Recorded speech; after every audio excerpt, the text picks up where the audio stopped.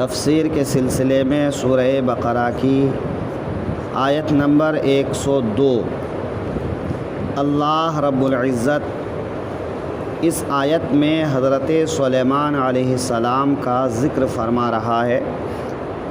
جیسا کہ کل کی گفتگو میں کہا گیا تھا کہ ان کے زمانے میں بنی اسرائیل جادو میں مشغول ہو گئے تھے اور اللہ کی کتاب کو چھوڑ دیے تھے۔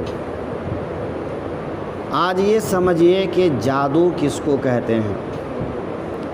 تو جادو ایک علم ہے جس کے مخصوص کلمات کو مخصوص تعداد کے ساتھ کسی خاص وقت میں خاص حالت میں اگر پڑھا جائے تو ان کلمات کا اثر ہوتا ہے اور ان کلمات کے ذریعے سے جو کام لینا چاہتا ہے وہ کام ہوتا ہے۔ تو جادو سیکھنا یا سکھانا کیسا ہے؟ اگر جادو کے کلمات میں کفریہ کلمات ہوں تو ان کا سیکھنا سکھانا دونوں حرام بلکہ کفر ہے، اور اگر کلمات میں کوئی کفریہ کلمہ نہ ہو اور نیت کسی کی بھلائی ہو کہ میں اس علم کو سیکھ کر اپنے لوگوں کی بھلائی کروں گا، ان کا دفاع کروں گا، کہ اگر کسی کے اوپر جادو کر دیا گیا ہو تو میں اس جادو کا توڑ کروں گا، تو اس نیت کے ساتھ سیکھنا جائز ہے۔ اور اگر یہ نیت ہو کہ وہ خود دوسرے پر جادو کیا کرے گا، دوسرے کو اذیت پہنچائے گا، تو یہ سخت حرام ہے۔ لہٰذا اگر جادو کے کلمات کفریہ نہ ہوں لیکن عام طور پر جو جادو کے کلمات ہوتے ہیں ان میں کفریات ہوتے ہیں اور شیاطین سے مدد مانگنا ہوتا ہے، بسا اوقات دیوی دیوتاؤں کے نام سے ان کلمات کو، ان منتروں کو جپا جاتا ہے اور ان دیوی دیوتاؤں کے ذریعے سے مدد مانگی جاتی ہے جو شیطان سے مدد ہوتی ہے، کفر ہے۔ کسی مسلمان کا کسی ایسے آدمی کے پاس جانا کہ جو دیوی دیوتاؤں کے نام سے جادو کرتا ہے، کفریات کے ذریعے سے جادو کرتا ہے، یہ حرام ہے۔ ہاں اگر کوئی مسلمان ہے اور ان کے کلمات میں کفریات نہیں ہیں اور وہ صرف دفاع کرتا ہے، تکلیف سے لوگوں کو بچاتا ہے، اور کوئی مسلمان تکلیف میں مبتلا ہے اور وہ اپنی تکلیف دور کرنے کے لیے جاتا ہے، تو یہ جانا جائز ہے۔ لہٰذا جادو کے بارے میں یہ احکامات دھیان میں رکھنے کی ضرورت ہے۔ جادو ابتداءً جو ہے ہاروت ماروت نام کے دو فرشتوں کو ان کو آزمائش کے لیے دنیا میں اتارا گیا تھا، لیکن وہ دنیا کی آزمائش میں مبتلا ہوئے اور بابل نام کے ایک شہر کے ایک کنویں میں آج بھی ان کو لٹکا دیا گیا ہے اور ان کو عذاب دیا جا رہا ہے۔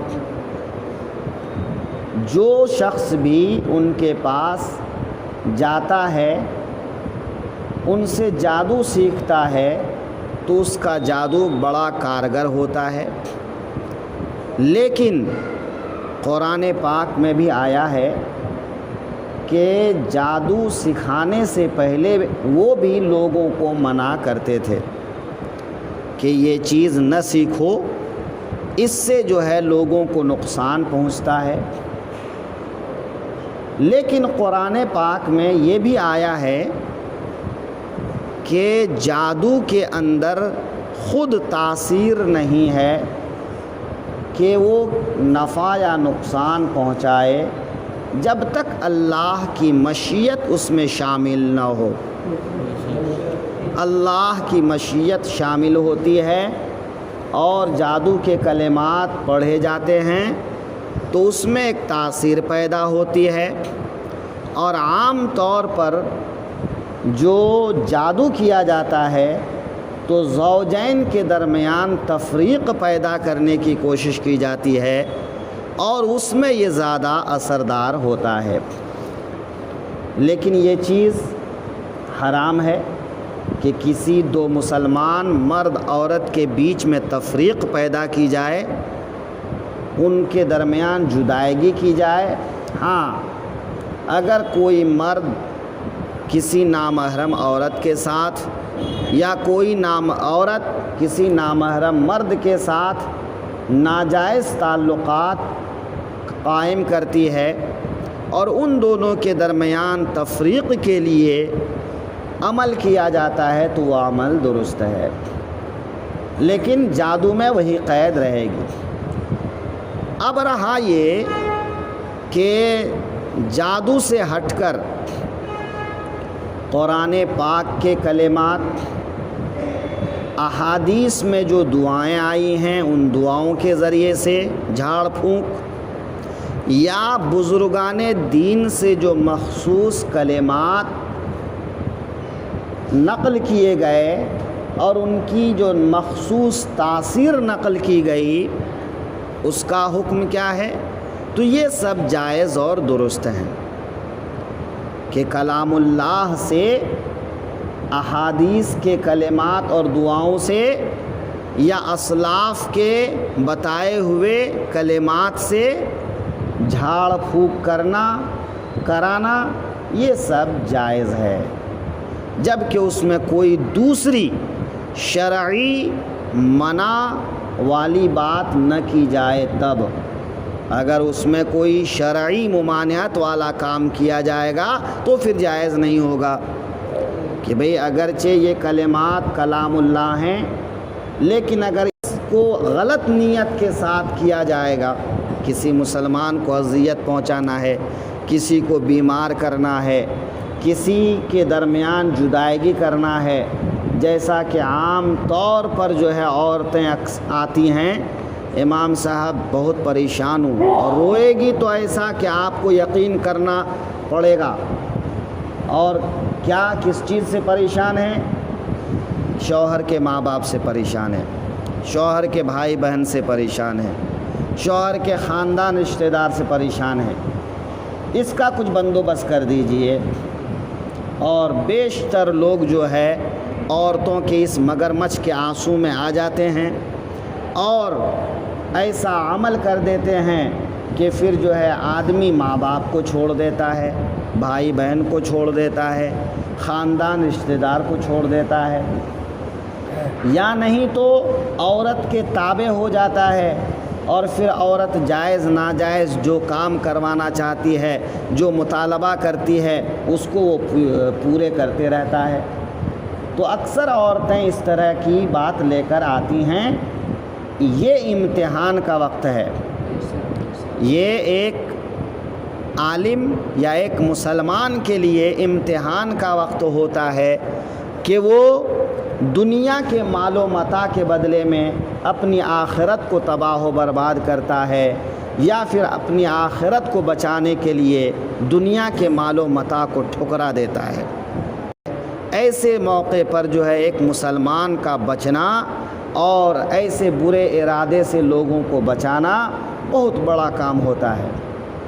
ہاں، اگر کبھی اس طرح کے مواقع پیش آئے تو آدمی کو چاہیے کہ اصل حقیقت جاننے کی کوشش کرے کہ کیا واقعی عورت مظلوم ہے یا پھر عورت شرارت کر رہی ہے۔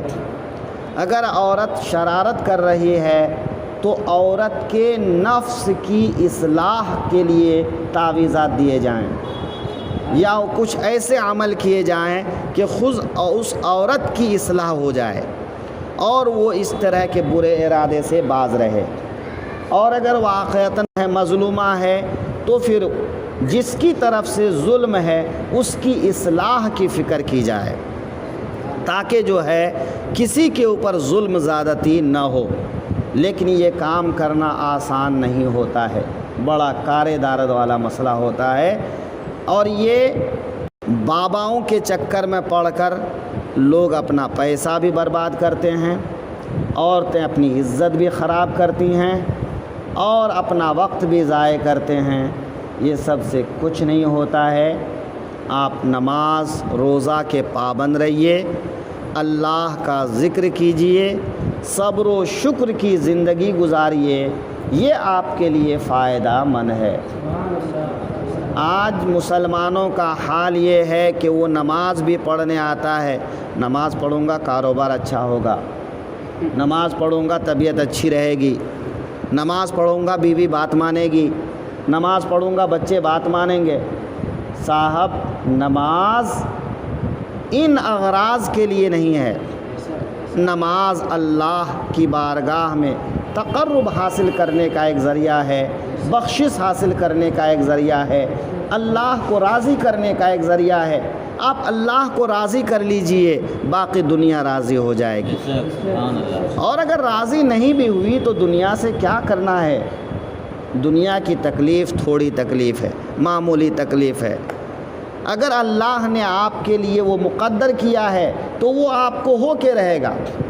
پھر آپ چاہے نماز پڑھیں، چاہے نماز نہ پڑھیں، چاہے آپ اللہ کو راضی کریں، چاہے آپ اللہ کو ناراض کریں، وہ ہونا ہے تو ہونا ہے۔ تو پھر پریشان ہو کے کیا فائدہ؟ اپنے دل کو مضبوط کیجئے، صبر و شکر کیجئے، اللہ کی اطاعت میں جو ہے توجہ دیجئے، اور اگر کوئی پریشانی آتی ہے تو اس موقع پر یہ کہیے کہ پروردگار عالم اگر تو اس میں راضی ہے تو میں راضی ہوں، اگر تیری رضا اسی میں ہے تو میں راضی ہوں۔ ہاں، دعا مانگتے رہیے کہ اللہ تعالیٰ جو ہے بلائیں دور کرے، مصیبتیں دور کرے، تکلیفیں دور کرے، آزمائش میں نہ ڈالے۔ لیکن اگر آزمائش آ جاتی ہے تو صبر و شکر کرے، یہ انسان کے لیے زیادہ بہتر ہے۔ لیکن عبادتوں کو ان چیزوں کے لیے نہ کرے، عبادت صرف اللہ کو راضی کرنے کے لیے کیجیے۔ تو جب عبادت آپ اللہ کو راضی کرنے کے لیے کریں گے تو اس وقت پھر آپ کے لیے سب کام آسان ہو جائے گا۔ جب انسان کا دل مطمئن ہو جاتا ہے تو انسان کے لیے سب کام آسان ہو جاتا ہے۔ بھئی، میدان جنگ میں آدمی تیر، تلوار، نیزے کے زخم کھا کر بھی مسکراتا کیوں ہے؟ اس لیے کہ اس کے دل میں صرف اور صرف اللہ کی رضا کی طلب ہوتی ہے۔ تو اللہ کی رضا کی طلب اگر کسی کے اندر ہے تو اس کے لیے دنیا کی مصیبتیں ہینچ ہیں۔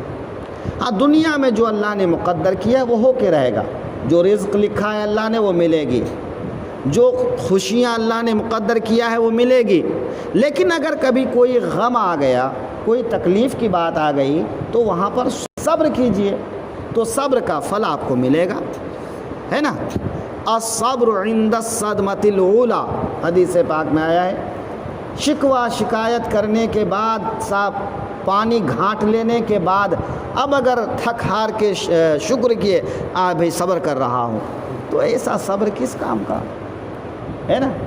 تو آپ نے سب کچھ تو کر لیا اور جب دیکھا کہ کہیں سے کچھ نہیں ہوا، ہاں بھائی میں صبر کر رہا ہوں، یہ صبر نہیں ہے۔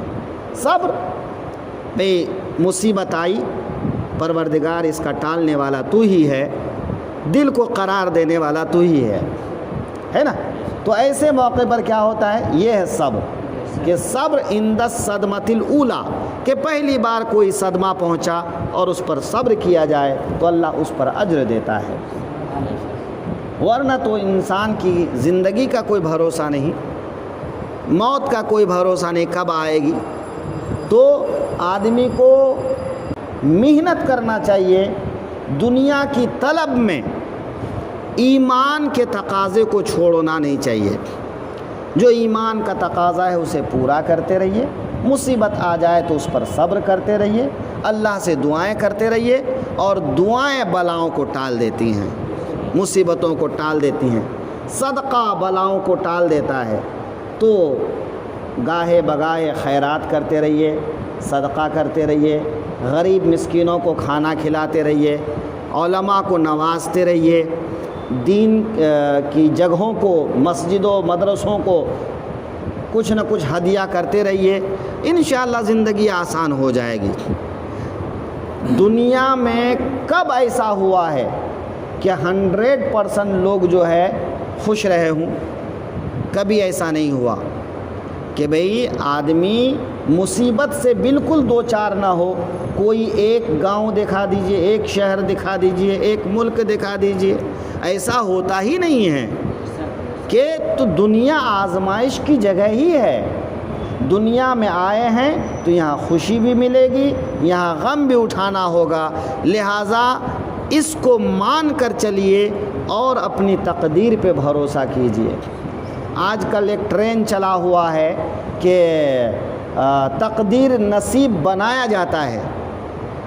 بھائی نصیب بنانے والا کون ہو گیا بھائی محنت کرنا سمجھ میں آتا ہے, لیکن تقدیر انسان اپنے ہاتھ سے لکھے, نصیب اپنے ہاتھ سے لکھے, ایسا نہیں ہوتا ہے.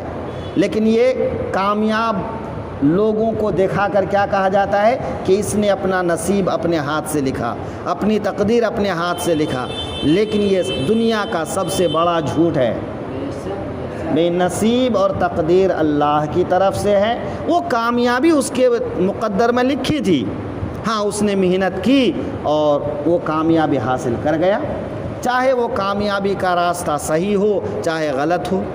اگر صحیح کیا تو اللہ کے ہاں اجر پائے گا, غلط کیا تو اللہ کے ہاں اس کا عذاب پائے گا, اس کا بھگتان بھگتنا پڑے گا.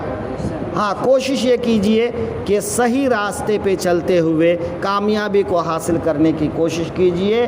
اپنے آپ کو کامیاب کرنا اور چیز ہے, اور دوسرے کو ناکام بنا کے, دوسرے کو تکلیف پہنچا کے, دوسرے کو دبا کے آگے بڑھنا اور ہے. اسلام خود آگے بڑھنے کی تاکید کرتا ہے, دوسرے کو پیچھے کرنے کی تاکید نہیں کرتا ہے. لیکن آج مسلمان زیادہ تر اسی کو کرتے ہیں.